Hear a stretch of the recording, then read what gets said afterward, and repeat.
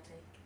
So the new instructor we have, she was like, it starts with like the mindset, but she's like, you're learning to grow something.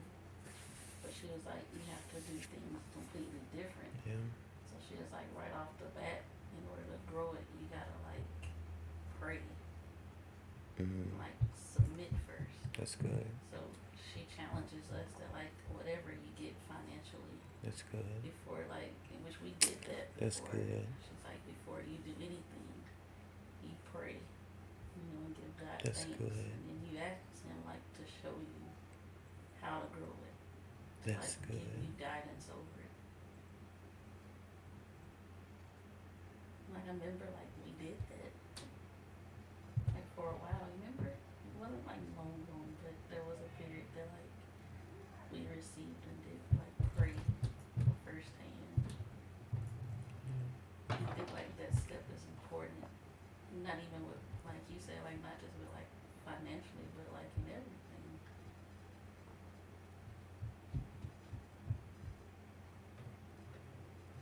Mm. That's good.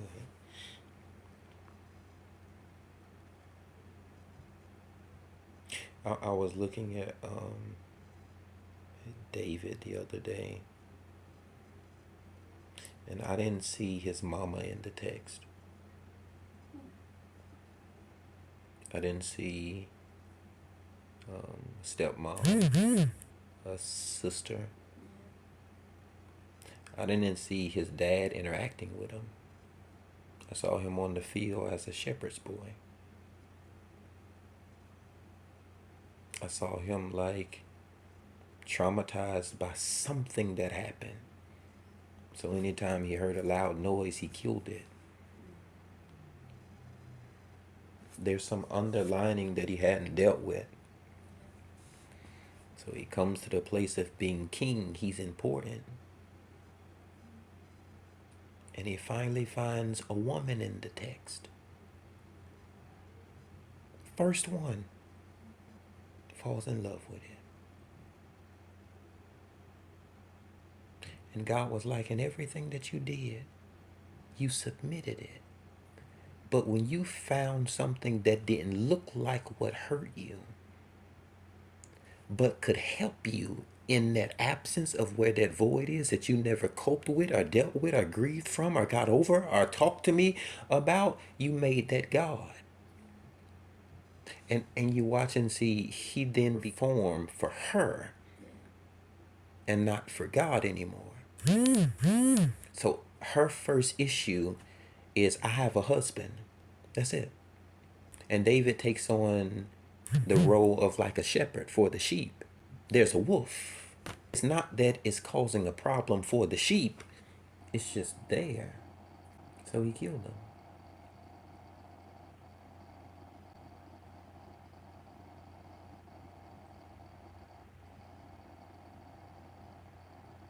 So he's a murderer, an adulterer, but he's important because he's king. But he hadn't dealt with stuff that hurt him. So he becomes addicted to somebody who like don't even love him but just using him. And if we could just submit it and don't forget it every single day,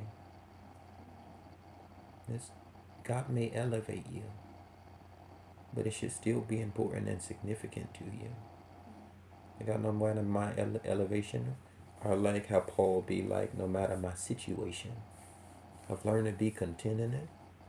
That God, I thank you in the morning, in the evening, in the afternoon, and I submit it and have questions about it, because I'm not sure what I should do, right?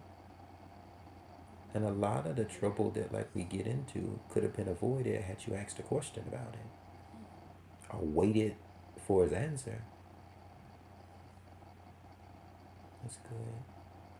I gotta get back to that place of like God really being like provider and director, right? Like if he don't say it, why would you? Like, you know, how many times God paid the rent? Right? We get to a place where like we making a little money, and now it's like, okay, well, I got it this month, God. It's like, but you could have kept it. I brought a whole pandemic, and you right here want to pay rent. So I've provided a way. Right? And so I remember one of my prayers where God, you don't even have to put it in my hand. Right? Just take care of it. And so when you stop seeing the provision come to your hand, can you handle the fact that God is going to take care of it? And we end up scared and running and stuff and being like, oh, I'm not, and all this. You just sit and see. Right? Once you submit it to me, it may not come when you want it to.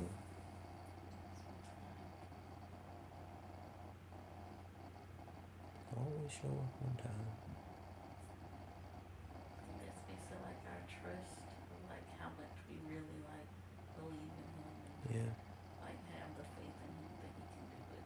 yeah. And even if you find yourself in a place to be like, I'm struggling, right? That's what the blind man said. He was like, I heard it, right? Because you read it about what God can do, but I haven't seen it. He's like Jesus, who's a man. He said, can you ask God to let me see it? I, I want to see it. I don't just want to hear it.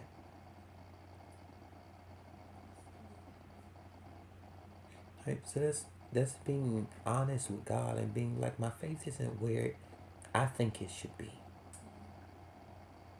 Right? But I'm not ashamed to say, God, I don't believe. And that's just based off of what I haven't seen. Or what I seen back then, I'm not sure if you'll do it again, not for me. Imagine that, man. Years you're praying for sight and can't see it.